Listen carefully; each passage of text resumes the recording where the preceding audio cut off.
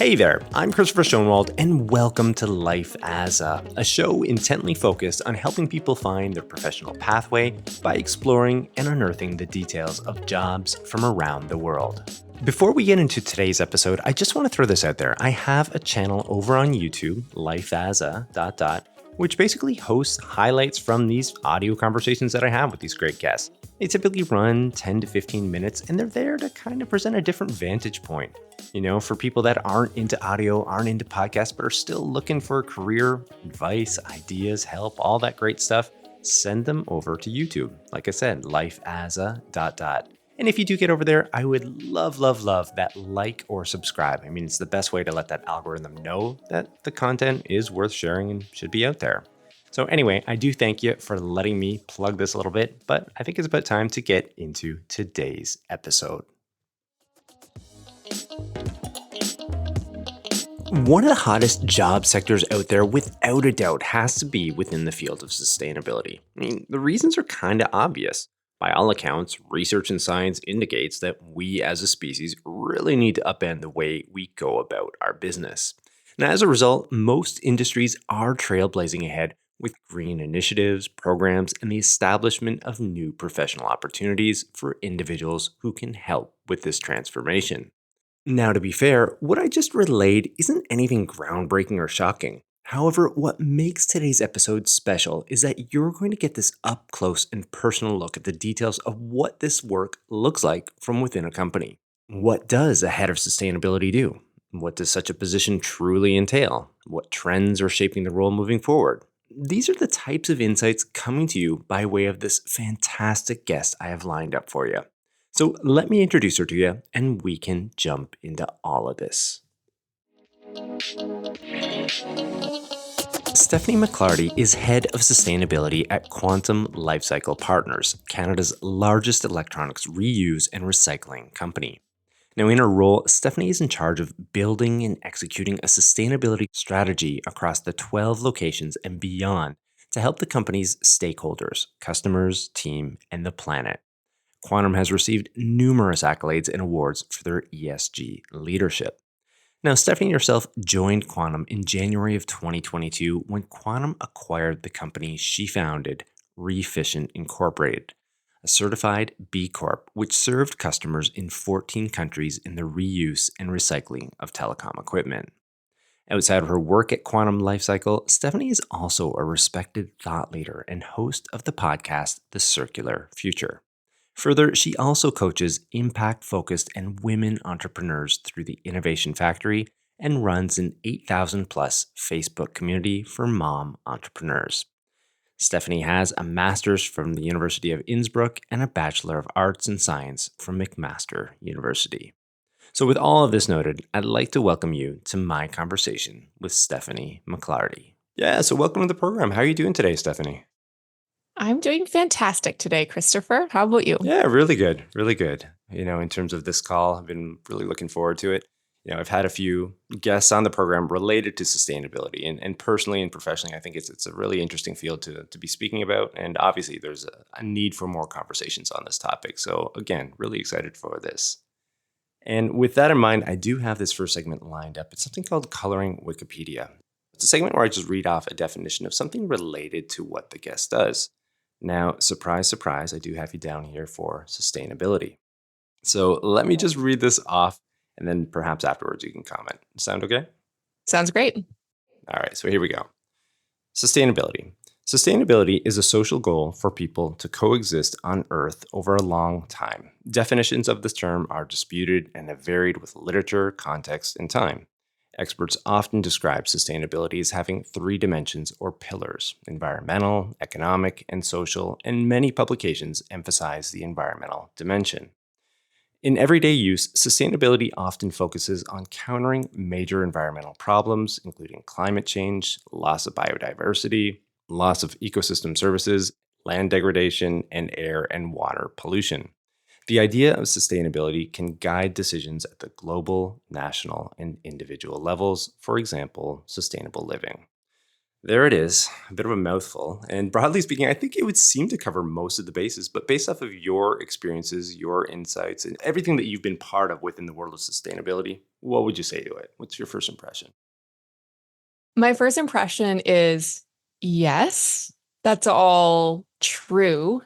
And as it applies to business, we're now really seeing sustainability being framed as ESG, environment, social, and governance. And increasingly, even in the last couple of years, more and more, that's how sustainability is applied to running a business, growing a business, making sure that we are good, corporate citizens in those three areas. So it's a little bit different. And the history of why this whole ESG approach to sustainability in business came about is because investors about 7, 8 years ago started realizing we need to evaluate companies on other metrics than just financial. And so that's when this whole ESG came about, because ESG is more about data-driven approaches to sustainability. Sustainability as a concept. I mean, I often define it as meeting the needs of today without compromising that of the future. That's a really sort of common I like that. definition. But at the same time, like, what does that really mean? And how does that then color how we run our businesses, what we do in our businesses? And that's where ESG came along, where it's not just about the investor sphere now, it's about giving your business a dashboard of all these other indicators and metrics that are not just the financial side. And guess what? All of these ESG indicators also help to reduce risk in business. So it all kind of comes back to, being a good business long term, but it's this lens of like being a good business on all levels. I like that insight and that distinction there. I think it's a really critical one. And it's interesting. I mean, this whole movement and as far as how sustainability has evolved and now, like you just said, like ESG and how that's coming about. And certainly this is something we're going to get into later. I mean, the whole ESG, progress and what it represents, a lot of opportunities to really push things forward in, some fairly progressive ways of improving conditions. But also at the same time, there are some critics out there that, that system and how it's evolving. It's not perfect just yet. But again, I'm excited to get into all of that later. But before we do, this might be an opportune time to learn a little bit more about you and your background. I certainly mentioned it off the top, but as far as your work with Quantum Lifecycle Partners, maybe you could share a little bit more about your role and what you're doing there. Yeah. So as you mentioned off the top, my background is in entrepreneurship. I had created my own company and then ran it for 11 years. And then we were acquired by Quantum in 2022. And at the time, they created this role for me of head of sustainability. And they did a really great job at Quantum prior to me joining of setting the stage. Because ultimately, we're at Quantum, we're electronics reusers, like e-waste recyclers. And what we do is good for the environment. And so when I joined, it was really about, okay, we're already down this path of sustainability because of what we do and what we believe in. And certainly the leadership definitely believed in sustainability as well as the right thing to do, but also it's a great business opportunity as well. So I joined, and really my mandate was, take us to the next level. Help us to really, establish ourselves, formalize ourselves in terms of sustainability and make us leaders in the space. And so that's what my job is essentially. And I basically have two sides to my role. And I think for a lot of sustainability professionals, we do. So part of my role is internal facing. It's about, making sure the company is sustainable. We have 10 different metrics that we're working towards that we publish in our annual impact report. So it's all about ensuring the company itself is sustainable. And then the other side of my role is outward facing and more, external, working with customers, doing thought leadership, speaking at conferences. And there's that dual side. And personally, I really like that because it pulls on, different expertise, and I have to like kind of step into different roles and wear different hats, which as an entrepreneur, I did anyway. Yeah. I also like it too because the role is both strategic in the way that it's about setting strategy and creating plans to like do the strategy, but it's also, operational, and that actually I got to do the stuff and make it happen and get buy-in. Yeah. And so I like also that sort of dual role. And I think that's also something that's common in sustainability. It's about like leveraging your stakeholders and getting them aligned to where you want them to go. Yeah, a lot of great points there, and a couple of things that stood out to me is one, this blend of what your experience of entrepreneurship was like, and wearing a lot of different hats. And it sounds like to me again like that inward and outward sort of approach to your work and what you're doing within the company, and then outside, going to conferences as you mentioned, would fulfill a lot of those sort of like elements or past experiences, I guess, and deliver some degree of fulfillment, I would suspect. And also too, I guess like just the varied nature of the work itself, and meeting these different objectives. And again, with ESG and the way it's going, I'm sure some of these metrics, they're constantly evolving. They're getting more refined, which would add different layers of complexity and whatnot. But then also a lot of reward in achieving or hitting these things. Because at the end of the day, if you're doing your job well, I mean, that's creating, better outcomes for us, for the planet, and there's got to be satisfaction in that also. It totally is. And, at Quantum, we have three main stakeholders: our customers, our team, but also the planet. So the planet is one of our key stakeholders, and we have projects and metrics all tied back to we need to be good planet citizens. And I think that's really cool, frankly, and inspiring. And when we ask the staff about like, what do you like about Quantum? Like the common theme is because we're doing something great for the environment. Like we're making a difference. And that's really great. Yeah, absolutely. Absolutely. I love that. Well, maybe to add further clarity to all of this, I do have this segment called A Day in the Life. And maybe we could step inside, inside of your world just briefly and hear a little bit. Like, what does a day typically look like for you? Is there such a thing, even a typical day? Yeah, it's a great question. And I think a lot of professionals at a certain level, like, you don't necessarily do the same thing every day. But one of the things I've really realized about my role is that I have different seasons of my role. So I often have different projects that I'm working on, and they happen at different times of the year. For example, I mentioned Quantum's impact report.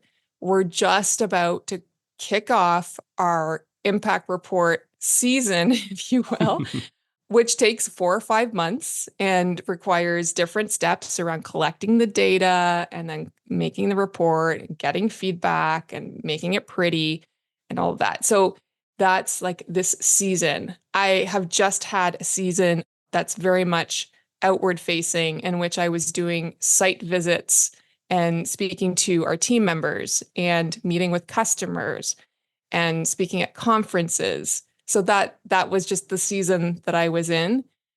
But it's really great because I basically have different aspects to my role, and it depends on, what things are needed to be done when. But one of the aspects to my role is around our sustainability performance as a company. And in many ways, it's around carbon reduction. We have set at Quantum a goal to be carbon neutral by 2030. And so, in order to get there, we have different projects that we need to work on. One of the things we're working on this year is our natural gas usage. We see it's more than 50% of what we need to reduce. And so it's starting to understand, okay, like where is our usage? What are the options? And it's pulling in different stakeholders, both in the company, but externally as well. So it's getting our operational folks, involved in that conversation, our finance folks, but then also leveraging outside vendors. And so that's, one of the projects that I'm working on. Also, we did a carpool program to reduce our emissions for employees, but also to look at what do people want and need in terms of carpooling. packaging is coming up as an area of focus where we're going to look at how to make our packaging more sustainable across the company. And one of the things that I did when I first joined Quantum was set up a green team. And a green team is, in our case, it's a committee that has representation from across the company in different roles. And we come together once a month and we work on these multi-site, multi-stakeholder projects together. So that is something that, I have meetings for that and figuring out those different puzzle pieces. Another thing that's on my radar is the outside facing thought leadership aspect. And we have a podcast. So, today I was meeting with our marketing manager, who's our podcast producer, and we were figuring out our podcasts for the next 3 months. And we had a pre-meeting with one of our guests. So that's kind of fun. And another aspect is the employee engagement side. So I attend our plant-wide meetings, usually every other month, in the locations where we have our production employees. So Quantum we're across Canada. We have 11 sites and also one in Costa Rica, which everyone wants to go to. And nobody ever gets to go to. Still working on that. But we have a set of our staff who is more of our office staff, who is, connected through email. But then we have 2/3 of our workforce who are our production employees who are working in our e-waste recycling facilities or in our remarketing facilities. And by virtue of the job, they don't have company email. They're not connected in the same type of way that the rest of the staff are.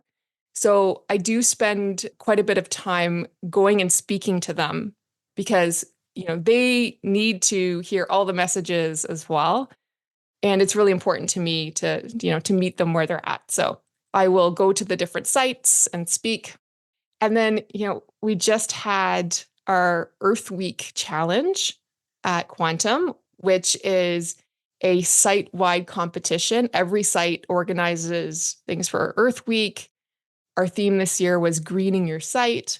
So they did that. We had company voting after in terms of which site should win the lunch. And so it's a very varied role. And that's why I say it's, seasons, because really Earth Week comes around once a year. We do another employee event in the fall. And so it's kind of different things at different times.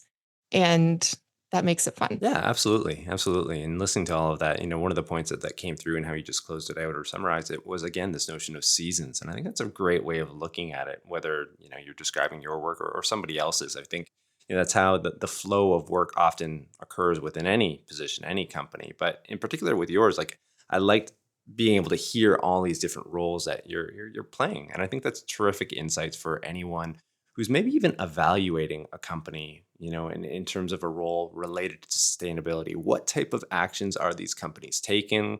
That kind of would separate, at least in my mind, would separate the companies that are taking it seriously versus others that maybe aren't, they're doing it for certain reasons, but maybe they're not all in. I mean, it might be a way of deciphering the differences between, and it sounds to me like your company and what it stands for is all in on this, obviously, and certainly you are. And I think it's just terrific insight for people to hear that too. Like I said, one, for evaluation, and then also two, just to have a better idea of what that role, encapsulates. And, in terms of seasons, we have seasons in our personal lives as well, right? And especially for us parents, kids go through seasons as well, formally through their activities, but also in their growth and development. So yeah, I like the term of seasons because it also implies too that it's going to change. So you're not locked into one thing forever. It's something that's evolving. And certainly sustainability is evolving, as you've mentioned. There's one other thing that stood out to me too. I'm going to squeeze this in here as well, is this notion of innovation, innovation in terms of the programs and building and developing things further, so I can see, again, we're returning to this point of entrepreneurship. One of the attractive points for a lot of people with that is you are building new services, new offerings, new products. And there's a certain thrill attached to that. Obviously, a lot of hard work and everything else. But within companies, certainly this happens all the time. And it would seem to me that that's something in your role in particular Maybe you're going about new ways of beating some of these metrics, I think you mentioned, or some of these new programs as well, or developing those further, or creating brand new ones. That must be an exciting element to it all also. That's a really great point. And I was on a committee meeting yesterday for a committee of sustainability professionals for one of the organizations we're a part of. And we were sharing about, what we're doing for employee engagement. And I really got present to that fact that, things have really evolved for us. Take that Earth Week challenge. 2 years ago, when we did the first one, it was a waste pickup challenge. And that was how we started. Last year, we realized, we want to take it a step further and organize a whole bunch more activities. And even our green team has really evolved in what we're dealing with. So yeah, there's this opportunity to, get started and keep building. And for anyone who is interested in sustainability, given this is quote unquote a newer space, like not officially, but in practice, it is. We are all learning and we are all growing. And as another example, emissions, carbon emissions, the fact that now in many places, companies have to disclose their carbon emissions. And if Quantum operated in Europe, if we had recycling facilities in Europe, we would be mandated to report on our carbon emissions already, just by virtue of the size of company we are. We don't have to do that yet, here in Canada, but it's coming. We know that. And so even looking at the progress we've made around our emissions reporting, and we're now really starting to work on our what's called scope 3 emissions, our supply chain emissions, which are very complex. And 2 years ago, we had really no idea how to wrap our heads around it. And so it just shows that evolution and that opportunity to grow and evolve and to innovate. And in our case too, we see it's our opportunity as well to be leaders in this space. And that's really cool. So as a sustainability professional, you get to be a part of this evolution and the opportunity to be leaders if you step into that role. Well, I would like to step into this other segment here, a pathways one. And here I just, try to dive into what brought professionals into the workspace, what they're doing right now. And, before you got into Quantum Lifecycle Partners, before you founded your own company, REfficient, I'd love to know what attracted you to the world of sustainability. Yeah, for me, sustainability is something I've always been interested in. And I think for a lot of younger people, especially now with the climate crisis that we have, there's a natural, a passion around it and about making a difference. So for me, I always knew that I wanted to do something where I was making a difference, and sustainability, which is something that I didn't really have to think about. It was just, something I was naturally passionate about. But the other thing was I stepped through open doors. And so, did I originally envision starting a company in sustainability? No, not at all. I didn't even think of entrepreneurship as an option. But for me, it was because after I finished my undergrad and I went and traveled for about 2 years and worked, and I came back and started my master's. And I actually did my master's in Austria. Oh, wow. And I was pretty much broke at the time because as much as I'd worked while I traveled, I just basically made enough to survive, and that was it. So my thought was, I'll do my master's, but I'll do one semester and then I'll come home, work for a bit, make some money, and then go back and finish. And it's what I did. And the job that I got hired onto was at a major telecom company in Canada. And I was hired onto an asset recovery project. I didn't even know what asset recovery really meant prior to that. And I essentially was hired on as a worker, and I wore steel-toed boots and I drove around a company van and I went out to the old network sites and physically pulled out the old equipment and figured out what to do with it. And I did that for about 8 months and then went back to school and finished. And I developed this really niche knowledge of telecom infrastructure equipment and what to do with it, which still makes me laugh because that was not something I Yeah, planned. yeah. But that just, walking through that open door and then realizing, oh, like a lot of companies need help with this. So I started consulting while I was finishing my master's and just doing it on the side. And from there, it just, one thing after another, I started REfficient, and because I thought, we need a technology-based solution to really deal with this. And that's what it was. It wasn't that I had this, straight path planned for myself. I didn't know exactly what I was going to do. I knew I was interested and good at different things, but it was simply doors opened, I walked through, and it led to, another thing and another thing. And actually it's also what happened with Quantum. You know, Quantum, the opportunity came up and I thought, you know what, this is a yes.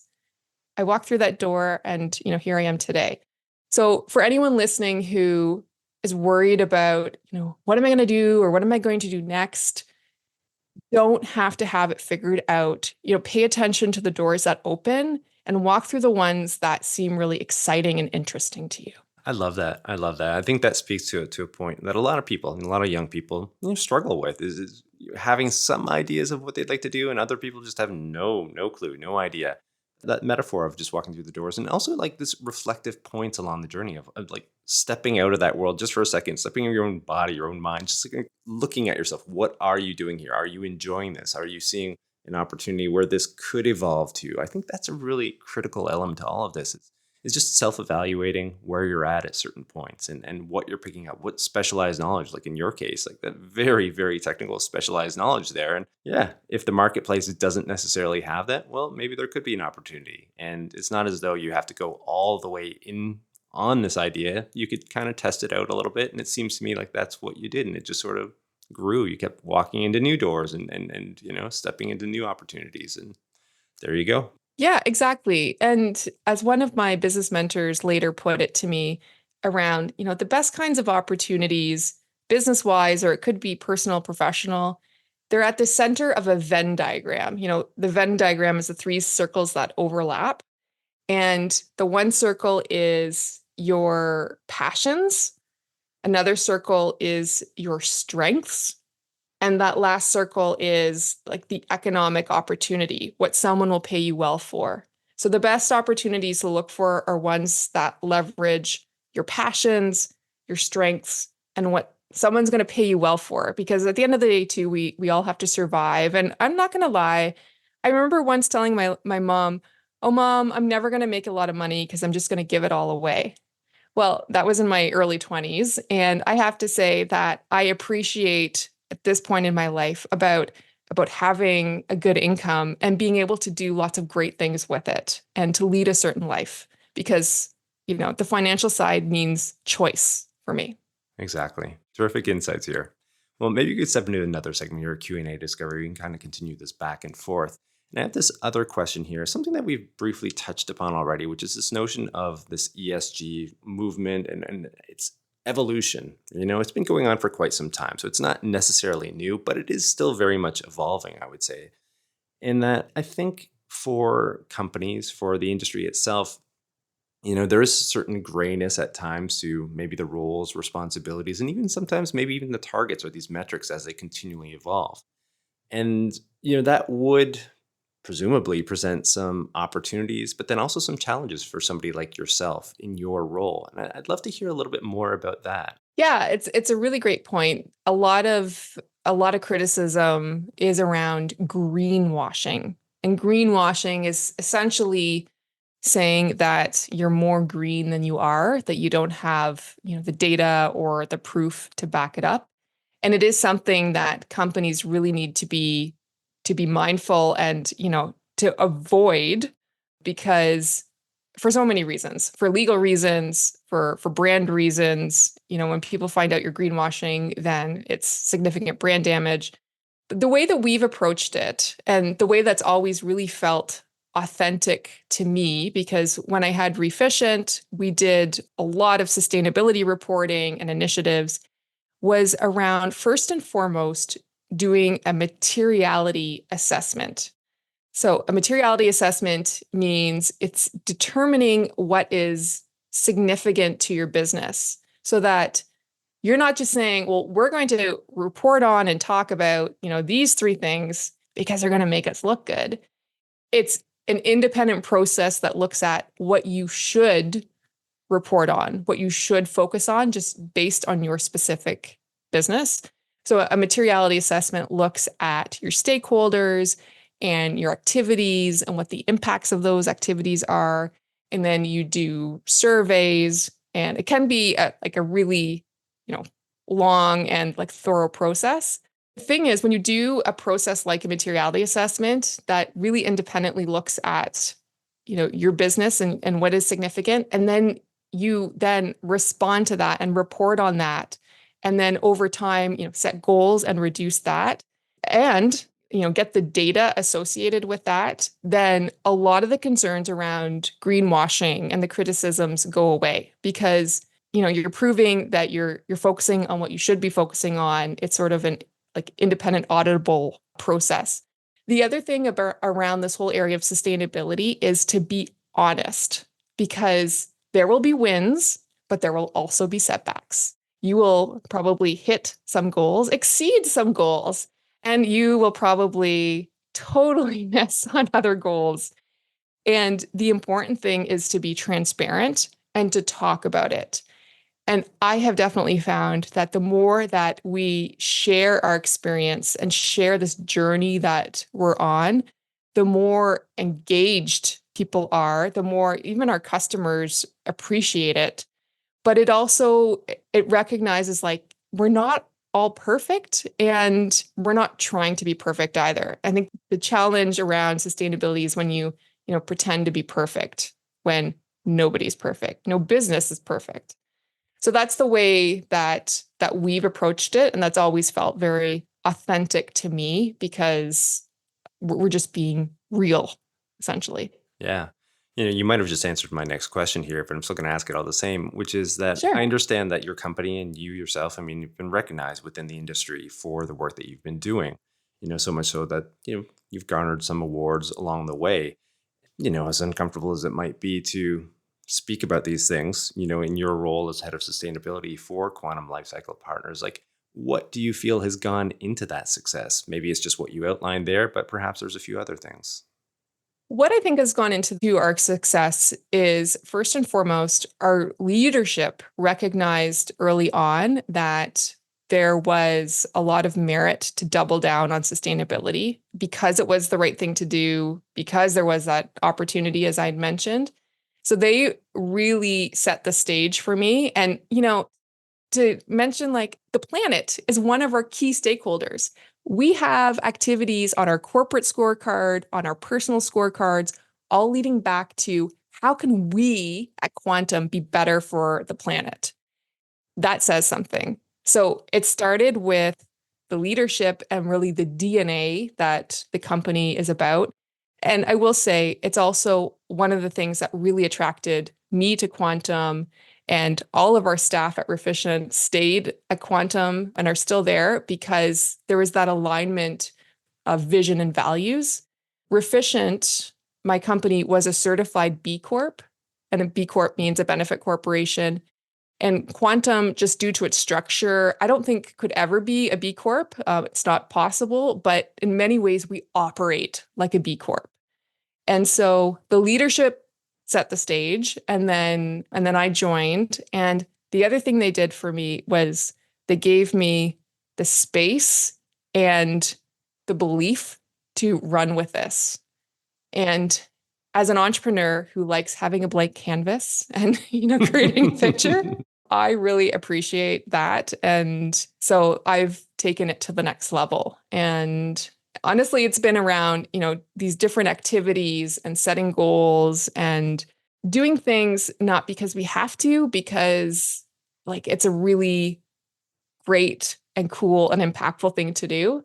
The fact that we got our first impact report out within a year of me joining was really great. And it's not just, sure, I played, a large role in it, but it's about getting our marketing team on board and getting like the different leaders to, give the data. So we've all like really rallied to the cause. And I actually am fortunate in that I don't really have to sell this in a hard way that people just get it.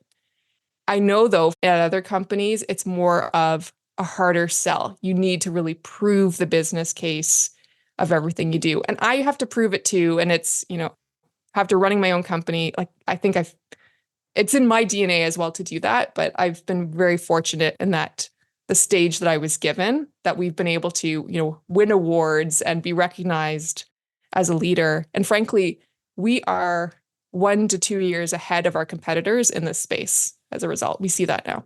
Oh, And I wow. will say that with confidence. Yeah, yeah, yeah. Well, good for you. Good for you.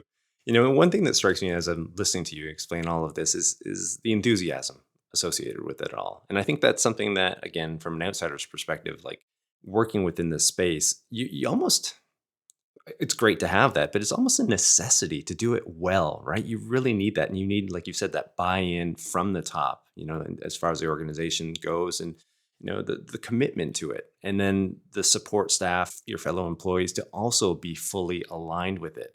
And considering this when I was researching for this talk, and again, speaking with other professionals within sustainability and ESG, this always seems to come out. This field to me strikes me as different. Like you could be, say, within accounting, perhaps, and nothing against this profession, but you wouldn't necessarily need the same level of buy-in to do that job well or to be efficient in it. But I think within the space that you're living and operating within, it's almost a necessity to have that sort of inner drive, of course, to help the company hit, financial targets and whatnot, but then also to have this greater sort of push and motivation just to do good in the world, really, is kind of what it comes down to as well. Like, yeah, I'd love to hear your take on that. Is that something you'd agree with?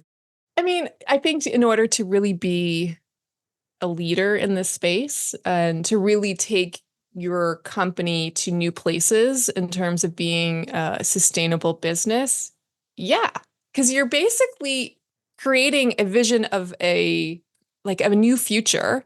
Look, we can be a great business. We can decarbonize along the way, and we can do this.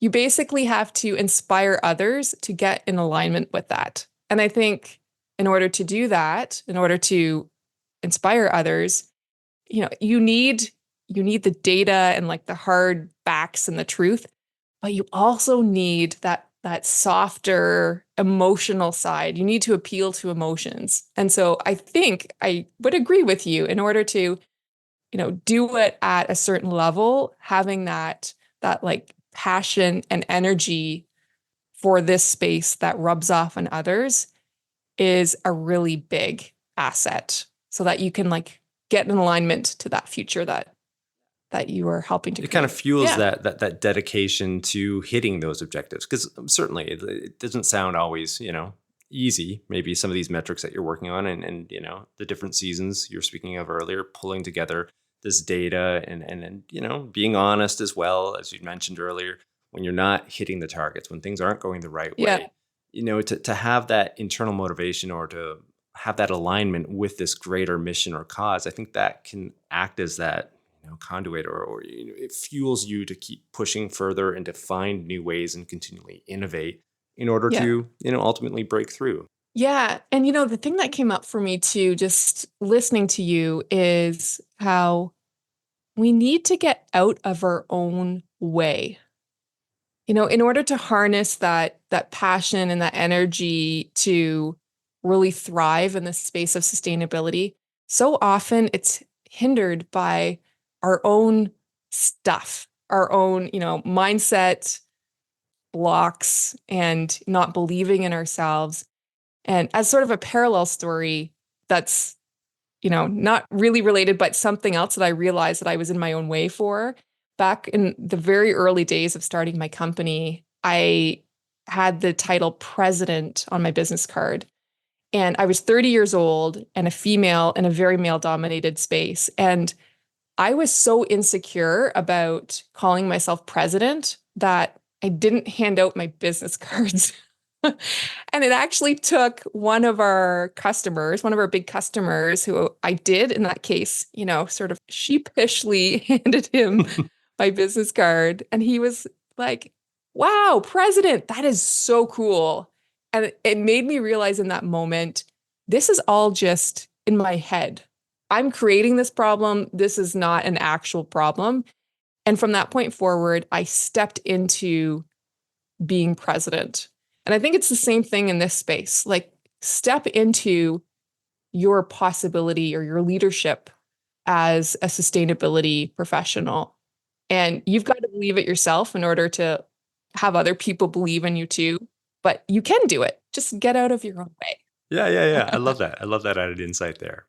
Well, I do have this other segment here I'd like to get into, a water cooler story segment. And here I just ask guests to indulge listeners with a story related to their work. So I'm really keen to hear what you have for us today. Oh, yes. Well, okay. So we're standing around the water cooler and well, the story that came to my mind was that when I joined Quantum and sold my business, and honestly, in the 6 weeks leading up to the business sale and joining Quantum, I had never worked so hard in my life. There was so much to get done in such a short period of time. And with acquisitions too, we're done until they're done.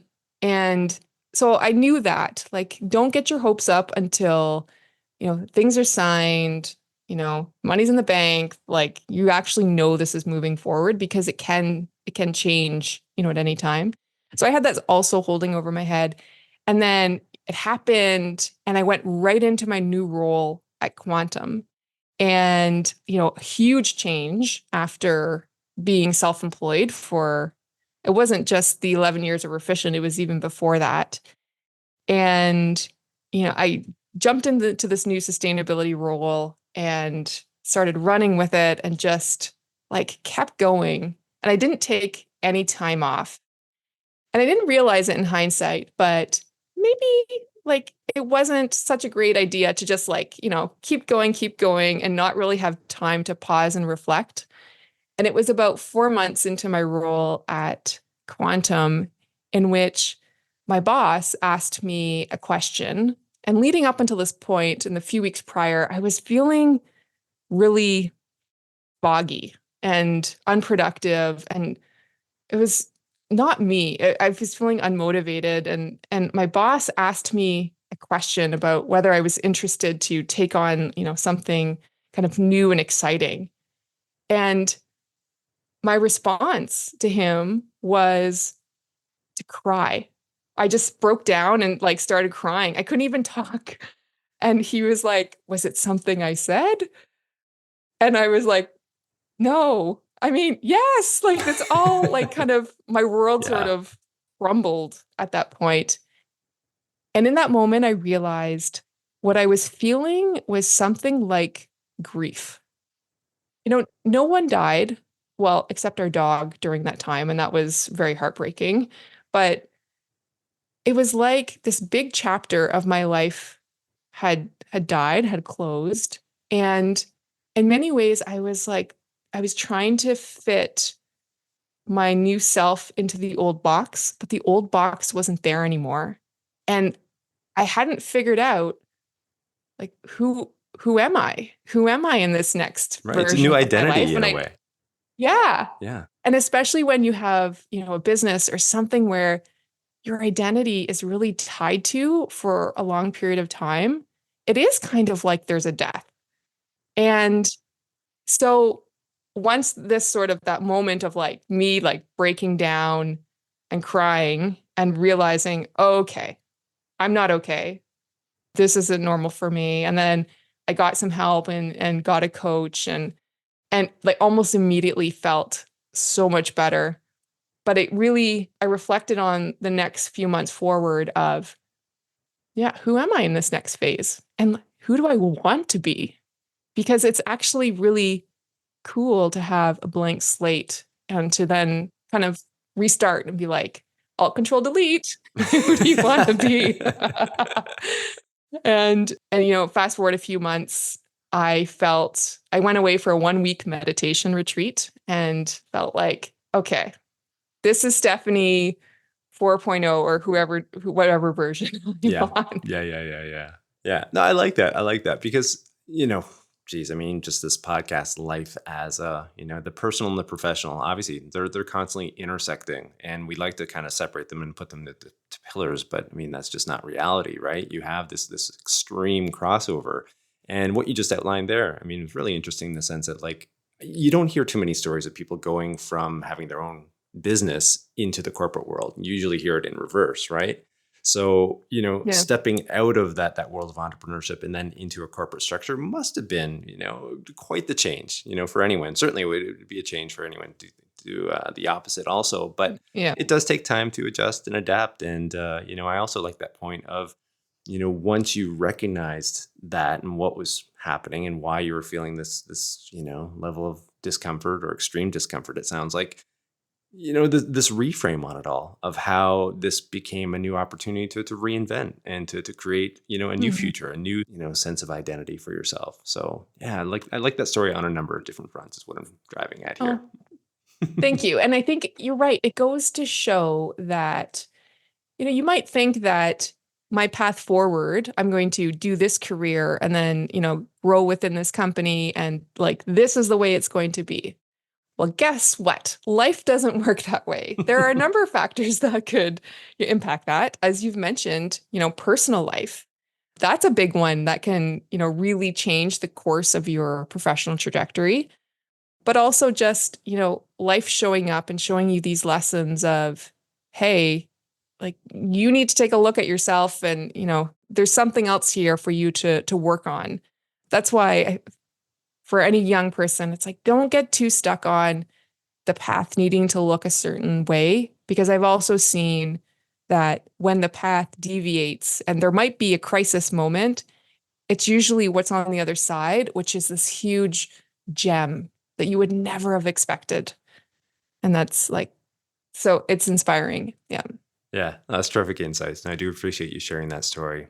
We are going at a pretty good clip here, and we're rounding the bend into this last segment, a crystal ball segment. As the name implies, we're looking towards the future, trends, predictions, so on and so forth. Now, the topic that continually comes up in this segment is AI. I mean, it's on everybody's mind in every industry, every professional is speaking about it, and for good reason. Obviously, it's a game changer in a lot of respects, but there's a lot of uncertainty attached to it. So I'd love to hear some insights as far as, the use cases for it within the space that you're operating within, and then maybe even how you could see it, shifting or changing things around 3 to 5 years down the line. Yeah. So for quantum, in terms of the whole reuse and recycling space, we actually have a person now on our team dedicated to AI. So we hired someone, like basically a young man, to really like run with this. What does this mean for our business? What are the opportunities? Interestingly, in terms of recycling of equipment, there's some really interesting technology now that we're embracing that uses machine learning and basically like X-ray technology to better identify equipment that is being recycled, and specifically batteries. Because batteries, when they go through our shredder, can be a fire hazard, or in our industry, we call it a thermal event.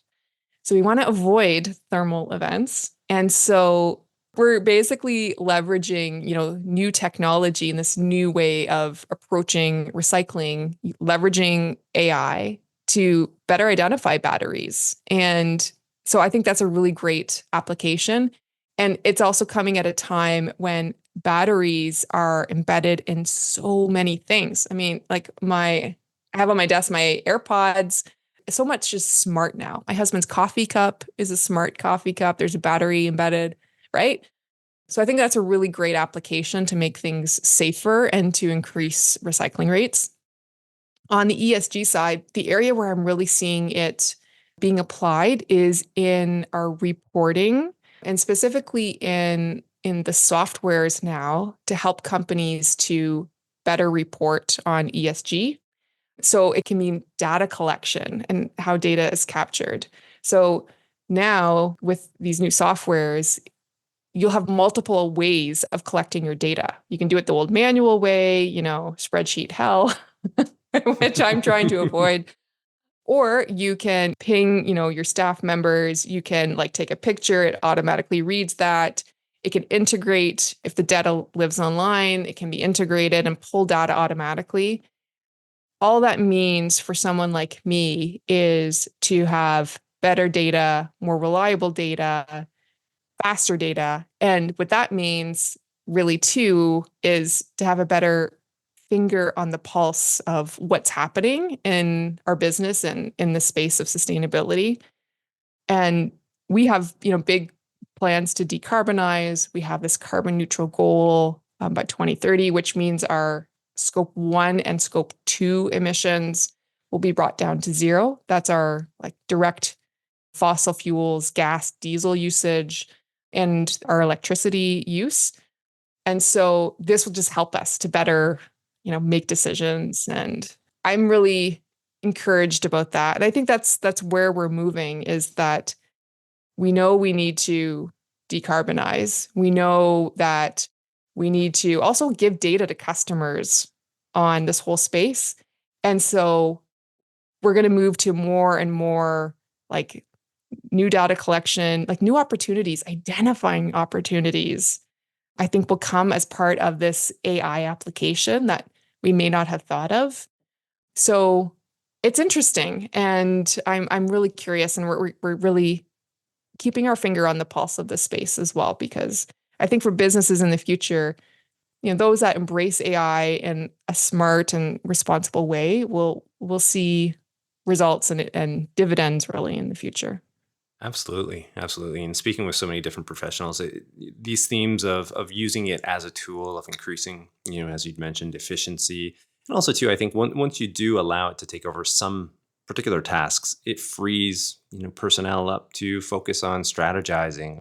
But I guess at different points too, it is trying to define these guardrails and how far do you want to let things go. But all the same, I would agree with the sentiment that you were just sharing there. I think that the more companies that do embrace it, or at least have an openness towards it, are positioning themselves for future success. So yeah.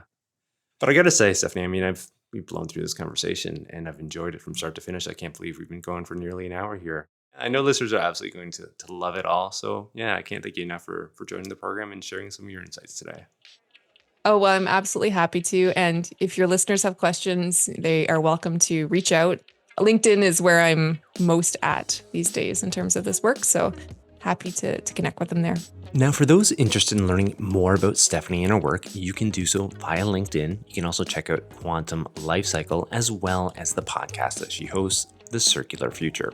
And for reference, all this information, including links, will be in the show notes. And hey, I mean, if you like today's show, please be sure to tell a friend and share to show further support. You can always rate, review, and subscribe wherever you access your podcast. And lastly, as I did mention off the top, I do have that YouTube channel, lifeasa ... which does host highlights of these audio recordings. And finally, I mean, if you do make it over there, I would love that like or subscribe. It's the best way to let that algorithm know that the content matters and should be put in front of more people. And yeah, don't forget to join us on the next episode of Life as a, where we'll continue to explore and unearth the details of professions and the people behind them. I'm your host, Christopher Schoenwald. Until next time, stay curious about life and living.